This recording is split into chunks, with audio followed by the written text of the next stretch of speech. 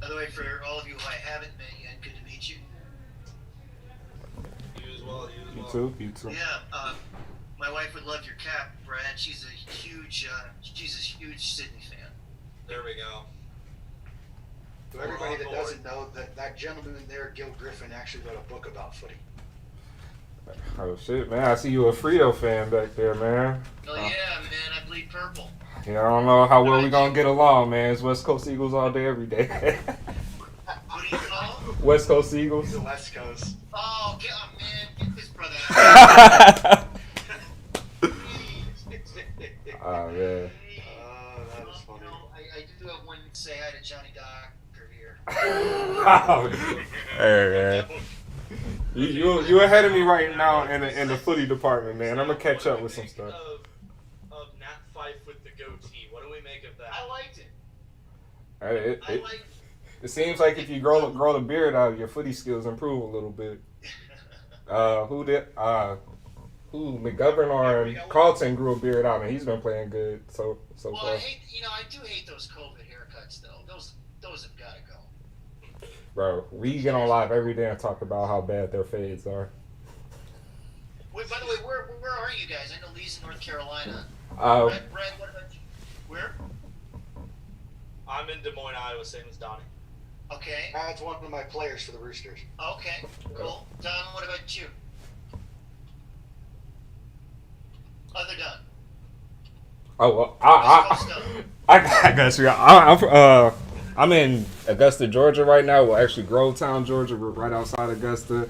We started our own footy team, Grovetown Pirates. So I'm never coming back. I'm never coming back. I'm just going to talk to you online. Okay, I get it. Jawan the Don. Okay, I used to live in Savannah for a bit. Yeah. My first wife lives in Augusta. I'm not going back for a visit. Where are you? I'm in Sandusky, Ohio. Oh, okay, I've been through there before. Yep. That's where Cedar Point is, right? Yep. I can see about half the coasters from my front yard. Oh wow. Yeah. And then Lee, where are you in North Carolina? A little town called Wilson. It's about 40 minutes to the east of Raleigh. Okay, because I've got cousins in Charlotte. Yep. We're a little ways away from there. Okay. By the way, I'm in San Francisco.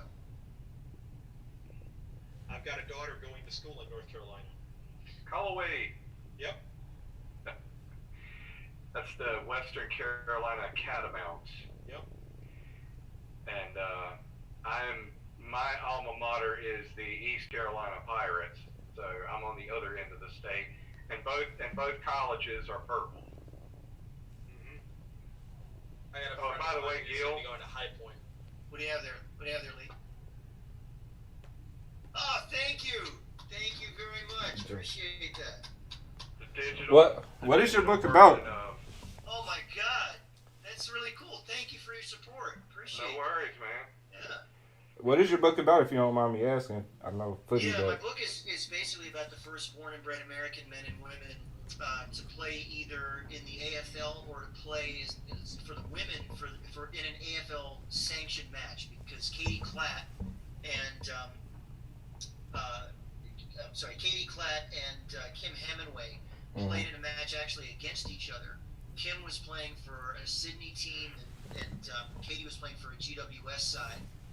And so the book was released a little bit before Danielle Marshall made the AFLW for Western Bulldogs. okay. But I worked on it from about 2012 and through 2016, because it was published in 2016. Gotcha. How did you come to support the AFL? Like, how'd you learn about the sport and everything like that? Well, I imagine I'm a little bit older than you, Baran. Yeah. Got a couple more years. Yeah, I grew up in the 70s and 80s, and so in the 80s when ESPN was just starting and they needed to fill time, they'd show old VFL, or they'd show VFL matches. And so one night when my dad and I were coming back from a Mets game, and please don't tell me you're a Braves fan. Nah. That's all right. I actually wasn't mad at the Braves for winning the World Series last year. I was actually cheering for them. But anyway, my dad and I were coming back from one of our many nights at Shea Stadium, and I turned on ESPN. It was the summer, and I was really fascinated by what I saw. And it was kind of the time in the 80s when Australiana had really hit the U.S. You had Men at Work, you had Foster's Beer, you Right. had Road Warrior, all that stuff sort of coalescing. So anything from Australia I was fascinated with. And when it came time for me to go there for the first time, I went on my own in '99 on a vacation, and I Okay. wanted to see live sports, and I worked for a newspaper, and I knew that there was only one live sport I wanted to see. So I looked up the AFL website. My first match I ever saw, I'm proud to say this, I actually debuted the same day at the same place that Adam Goods did. Oh, It wow. was the STG. There we go. Yeah, SCG. There we And go. I saw Sydney play Port Adelaide. And then the woman I ended up marrying, we started dating a few weeks later, and some of our first dates were watching footy matches, and she just fell in love with the Swans. But I didn't adopt the Dockers until 4 years later. Well, you probably had one of the more interesting stories I've heard so far, and to have a book from it, that's pretty impressive. Yeah, well, it's a labor of love. Yeah. And I've made the pilgrimage a few times to Frio, seen us play at Optus Stadium, and watched training at Fremantle Oval, and it's one of those things when you love your team that much and you just make a lot of exceptions to go and do it. And I also cover AFLW for Footyology. for Oh, website wow. Footyology. Yeah. So last we got a quadruple header. First match at 6, last match at midnight. Yeah, we getting back into the floor of games too, man. That Australian time compared to Georgia, especially on the East Coast, is just crazy. Yeah. Absolutely. Lee, our girls are in big trouble. Yeah, we lost 3 of them. Was it to COVID this week? We lost 3 to COVID, and then remember we've got 4 who are already hurt, so we're playing without 7 of our best 16. Yeah, and then we lost one of our best after the end of the season anyway. So That's true, because Ashley Sharp and Sabrina Duffy both decided to do other things. yeah.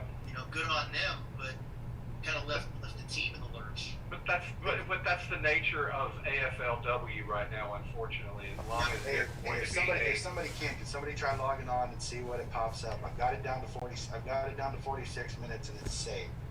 Okay, hold on. Let's see if that fixed it. We got 2 days and 45 minutes. Fucking hell. yeah. Pardon Yeah, my I'm at French, 2 gentlemen. days. I studied German. I took German in high school, but ended up in Brazil as an exchange student. So I guess I was supposed to look for old Nazis or something. I got 2 days and 45 minutes. Yeah, I got 2 days as well. You know what we could do? We could just go through and create our own lists, and then just email them all to Donnie, and he could go ahead and just draft for everybody. That's I don't know if I'm sure he'd I love have the to be extra able to work. sign into everybody. I don't have to sign into everybody's thing. Either that or we. It's either that or we have an ultimate. We just let it auto draft everybody and then just have a free for all trading. By the way, are you guys on Twitter? Okay, do you mind? Do you want to trade some Twitter addresses here? Yeah, sure. Let me put it in the chat for everybody. Okay.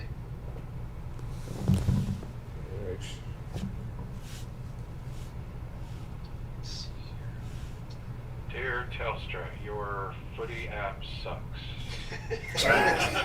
that's putting it lightly.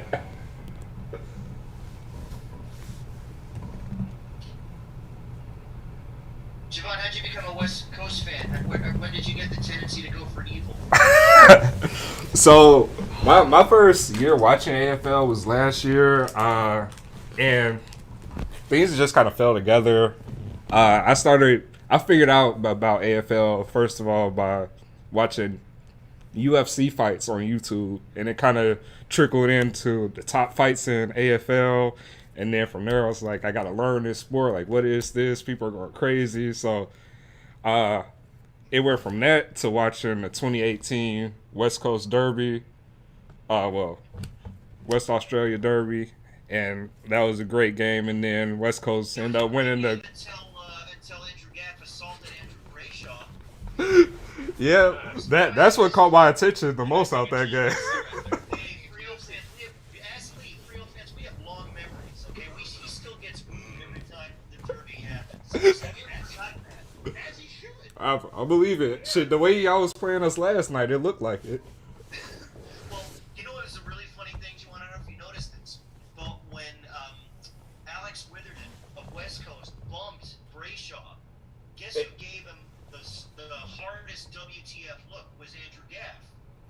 I didn't even notice that. Yeah, But Gaff so knew it. Gaff looked at him like, dude, what are you doing? And I was just like, God, if that ain't the pot calling kettle black, I don't know what is. Yeah, man. Oh, go ahead. From everybody that I've talked to, though, they said that was just so out of character for Andrew Gaff. And again, I don't know, but and that's something he's going to have to, he's going to have to live that down. It's not, we've seen, instances in sports here where somebody that that they take a swing at somebody and you're like, holy cow, didn't expect that from that particular person. All right. It's and it's even even going back to for old farts like myself, going back to the day the Kermit Washington Rudy Tomjanovich thing. I don't know if Kermit Washington really meant to do that to him, but There it is. yeah. I got a book for you about that. Did you read John Feinstein's book, The Punch? Uh-huh. It's all about that incident. It's Okay. one of the best sports books I have ever read. Okay. It is called The Punch. It is phenomenal. I'll look for that one. Yeah, I'll put it Okay, in so the now my screen says draft starts in 41 minutes. Let me check mine. So maybe So take a that look matches now. mine. Okay, hang on. I'm still on 2 days. 2 days, 41 minutes. I went ahead and pulled it up on my phone too, so on the app and on my computer screen it's now saying draft starts in 41 minutes. Refresh your screens if you don't have 41 minutes. Let's see if maybe that fixes it. Yeah, mine's still saying 2 days.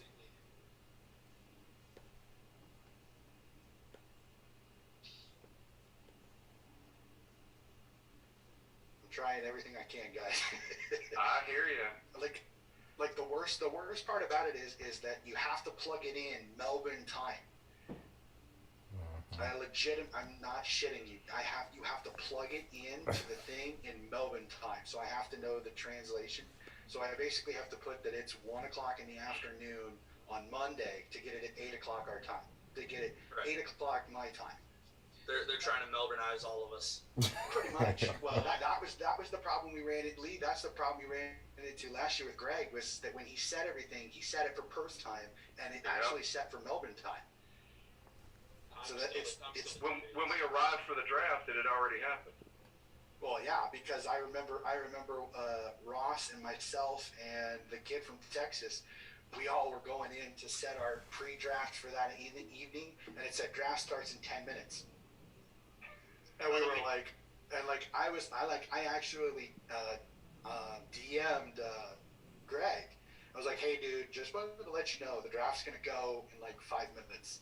So everybody's going to get auto-drafted except for like 3 of us. So then If we all was like, you guys have the AFL Fantasy app, pull that up and see if it shows any different other than your computer screen. Because I had it saying 2 days, and I looked at my app, and then it said 40 minutes, and then I pulled it up on the computer. okay, hey, everybody check it. It should say 6 days, 23 hours, and 32 minutes.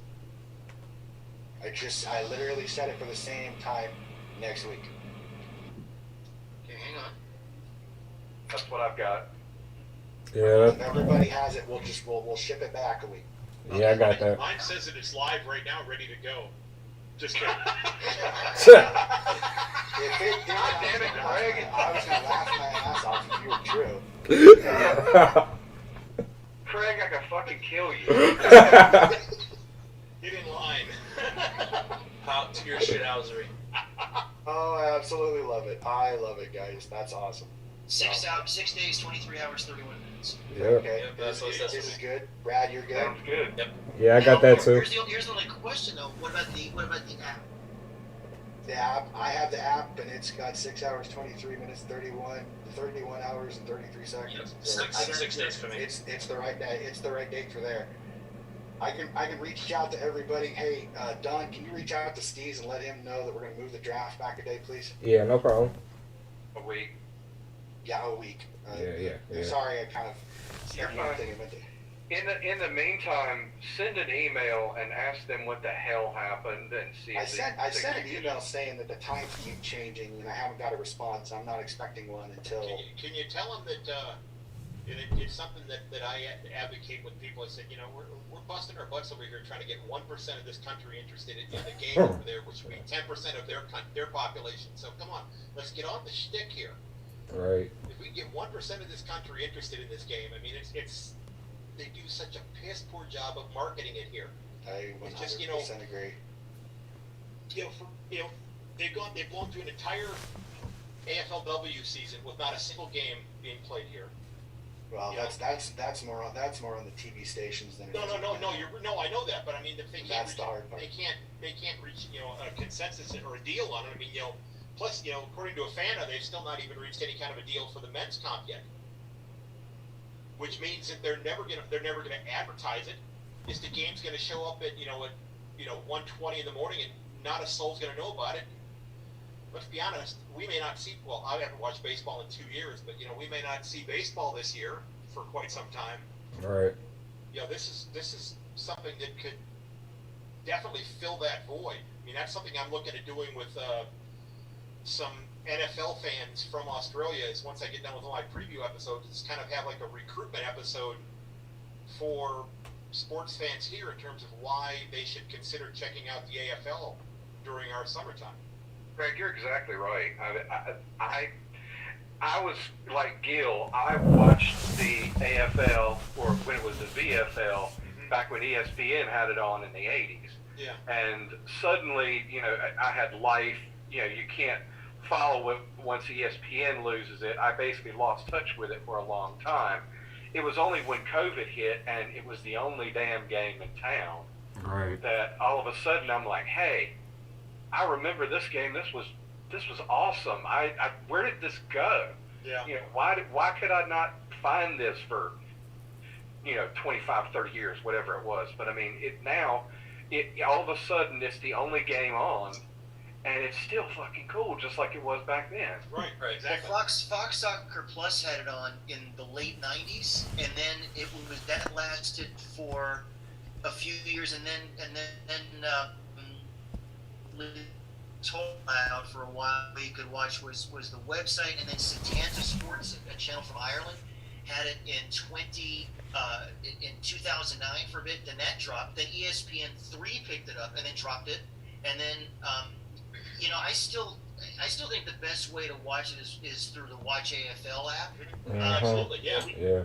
Yeah, because I mean the really cool thing is, hey, it's Fox Footy 24/7, 365. Right. And it doesn't cut away when the winning team sings the song. Right. And you see the whole thing, and they have the draft, they've got AFLW, they've got Brownlow medal, they've got everything you could possibly imagine. I'm wondering how it is I even leave the house. Yeah, well, yeah. With or leave the closet. Fox Footy on 24/7. Right. Mm-hmm. Well, one of my favorite things that my wife and I do is watch Bounce after. Yes. I like Bounce a lot. That is incredible. Yeah, turn it up. I mean, I love Bounce. I've not been able to. Add it up. I have not been able to convince my wife to watch any footy at all. She became a baseball fan after we got married. She thought Grady Sizemore was cute, so she became a Grady Sizemore fan. So well, there you go. You can't sell on young guys with short shorts. I tried that. I went and found a couple websites that had the clubs training out on the beach in their budgie smugglers, and I sent her links to those. I thought I could get her to sit down and watch. There you go. Jader O'Meara in a Speedo. I'm sorry. I saw that. I'll put my hand up. The guy's handsome as hell. I'm not afraid to say that. It didn't work at all. So yeah, I've not been able to convince her to watch any of it yet. So I'm But part of a what you're saying though, I can't get away with that with the AFLW because those girls are young enough to be my daughters. So well, yeah, you're right. Yes, absolutely, yes. Yeah, I'm part of a supporter group for our local soccer team here, and they're 4th division, so we're a really tight-knit group amongst the supporters. And I told them about the footy club that I play for and coach with me and Donnie. And so last year I actually, for a couple of the post-game get-togethers, we would go to a bar and just relax and hang out with some of the players and all that. And then I would tell them, hey, put it on FS2, put it on FS1. And usually around that time at night they would have a footy game on. Well, you know, Gil, you're oh, go ahead. Sorry. Actually, He's been fighting some internet issues, so he might do this occasionally.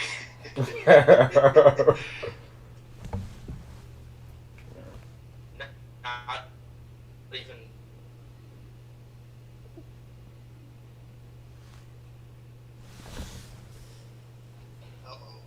Anybody else know the lyrics to Slipknot? Spit It Out. Slipknot from Iowa, which is even more interesting. Exactly. So. Well, gentlemen, at least hope. You know, I was gonna say, you know, Gil, you're absolutely right. You know, the Watch AFL app is the way to go. yeah, But you know, getting the novice to plunk down $150 to do that is probably not going to happen. So you know, having the games on FS1, FS2 just to get their toe in the door is kind of a big deal. But you know, I think if they just would even put a crawl on the bottom of the screen and saying, hey, that this game's going to be happening, they don't even do that. yeah. That doesn't happen there, and I think it does such a, you know, it shortchanges a lot of people who I think would absolutely love the game if they saw it. Yeah, and you know, the other thing is too, if the AFL and the AFLW had the sense to do OzKick during our summer and get all the kids who, you know, before gridiron starts and before basketball and all that, you've got kids who are out of school for the summer, have an internship where 1 or 2 of them get to come to Australia and try it out. I mean, they don't even think of that. I mean, that would be something that a lot of people might really be into. This is something that I've been on the Roosters about, that I've really kind of irked off, is that we got a lot of guys that are late that don't want to put the effort in. I said, guys, we got to try to get into elementary schools. I said, if we get into elementary schools, and I threw this idea out there, I said, I know it's going to cost the club a little bit of money, but you'd be surprised how much this would work. Is print out 100 T-shirts that are in kids sizes, okay? Kid sizes. Do a local clinic and hand those shirts out, because you'd be surprised if some of those kids wear those shirts, then they go home to their parents, Mom, Dad, I got to play Australian rules football. And then you never know, if you could get them the schedule, they could come to a game. They come to a game, who knows, maybe they've got older siblings that aren't going to play college basketball, aren't going to play some college sport. Boom, you've got instant recruitment, and you can teach them to get into it at a younger age. Like, I would say, if you can, Juwan, if you can in Groveton, if you can get into an elementary school and do a cheap clinic or a free clinic, do it, because you'd be surprised how quickly that can actually change. Like, I know Washington, the DC Eagles, Yes, they do. have a legitimate OzKick program where they've got like 100, they've got kids all the time that they're trying to teach the sport to. And I said, they're starting generations early that you can get 7, 8-year-old that can play it, and boom, I know it's 10 years, but in 10 years, you could grow 50, 60, 70, 80 kids. Yeah. You could have a full entire team in a generation that, once most of your players that are playing now are retired, boom, you've got a whole new squad, and they've been playing it since they were 7, 8 years old. So I'm like, I know it's weird and it may take time, but for me, that's an option I think we should really, especially for us here. It's like, kids love sports here, especially in the state of Iowa.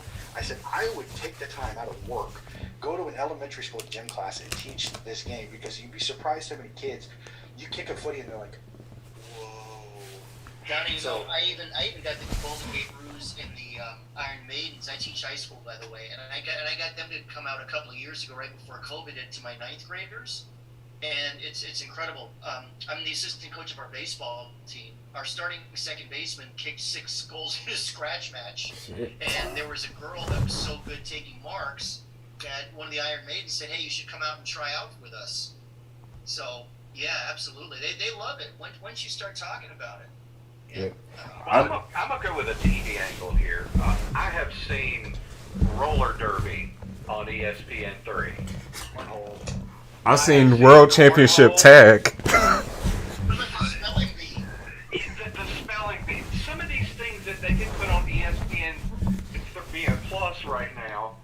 Is there any reason why the USAFL couldn't get some of the U.S. version of footy games broadcast, especially some of the quality?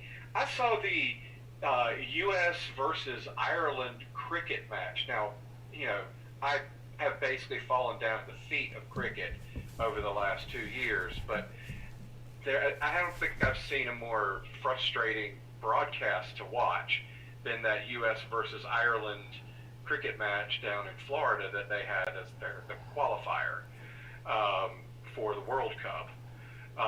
That was frustrating to watch because it just shows that even though now the U.S. can, possibly qualify for a World Cup, they look terrible. The TV production was just terrible. Yeah, I agree. But if you can get that on ESPN Plus, why can't you at least get USAFL games on there? Or if not that, Flow Sports has got grades of other kinds of sports that they could introduce. There's no reason why one of those platforms couldn't get footy on.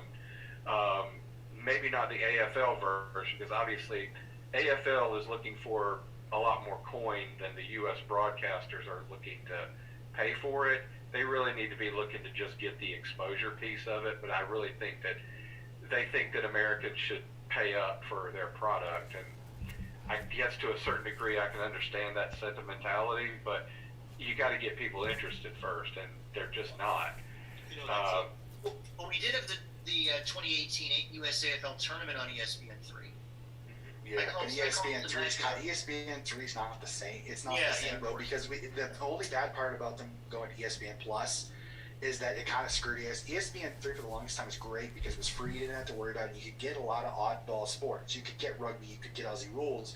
Ever since they went to ESPN Plus, ESPN3 is basically non-existent. So that's kind of the issue we ran into.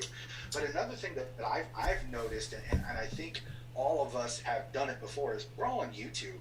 I said, if you get a chance and you see somebody, like one of my favorite things to do, and I've started doing this a lot, is I type in the search bar AFL reactions.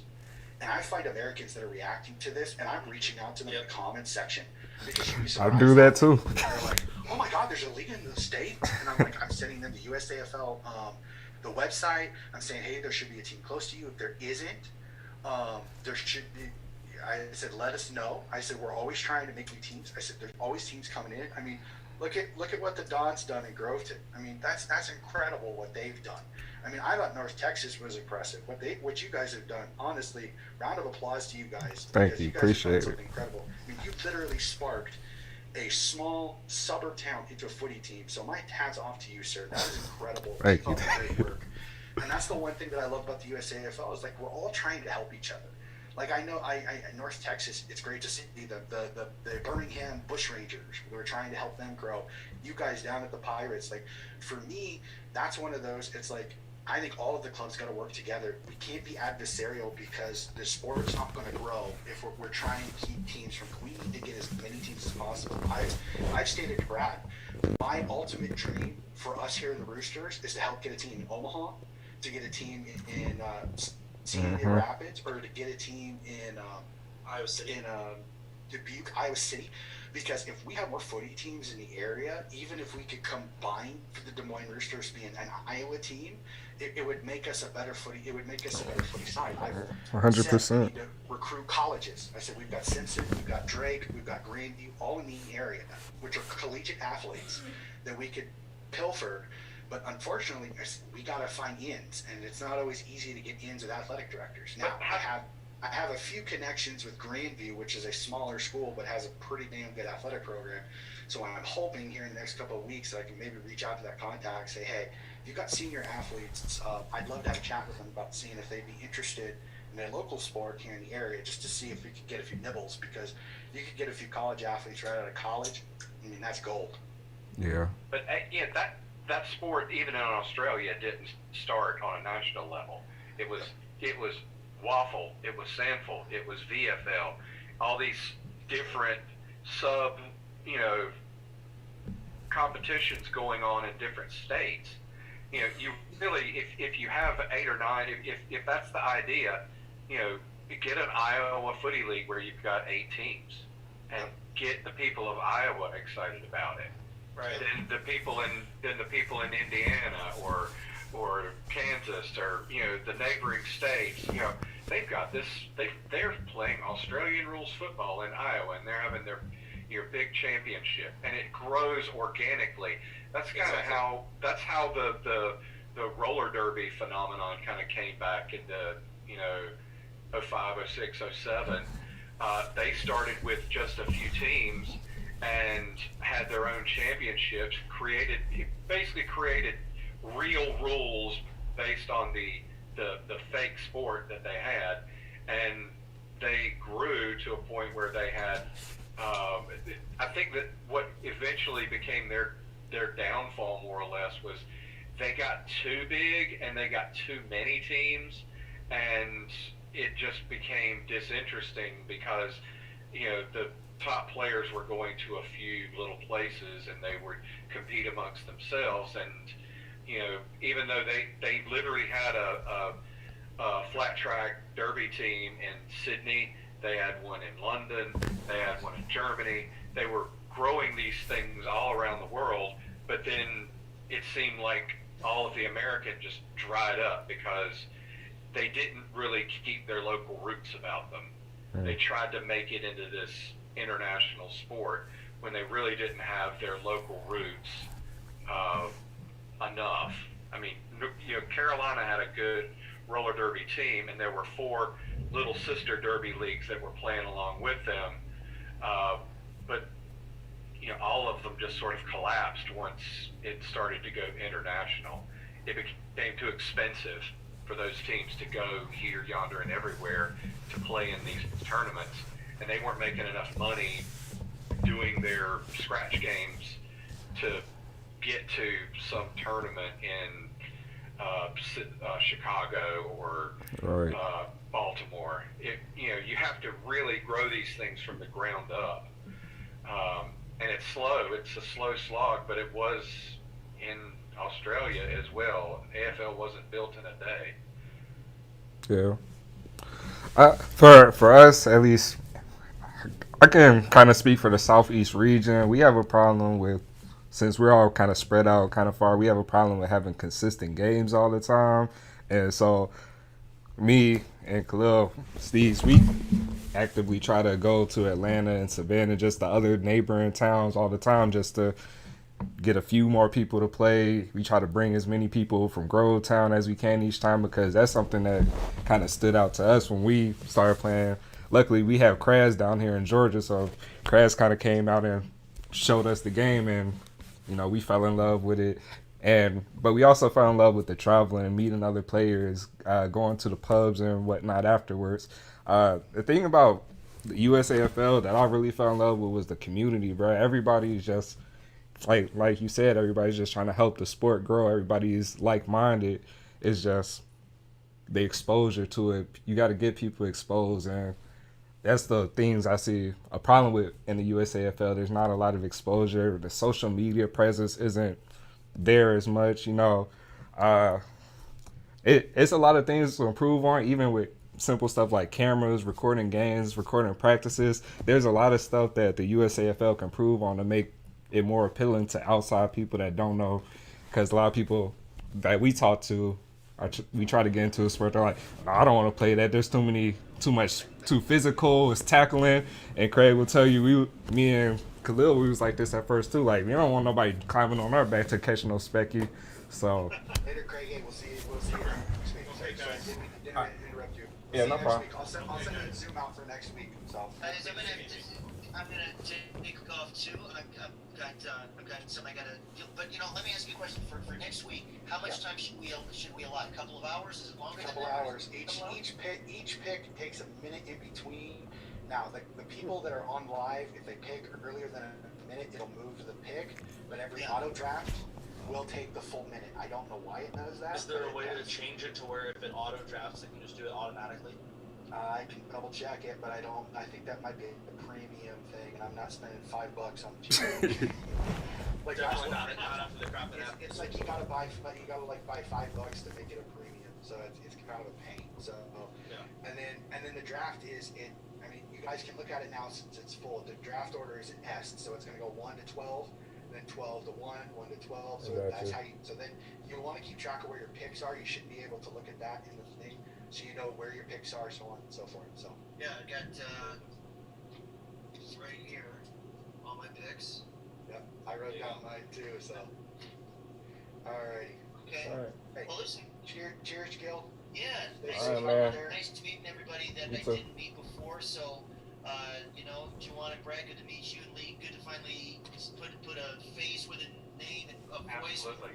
Cool. All right. Yeah, Listen. great. Cool. Hey, Gil, we'll see you later in the week. Got it. All right. Cheers. Cheers. So, all right, guys, I'll leave it up to you if you guys want to sit here and chit chat some more. We can.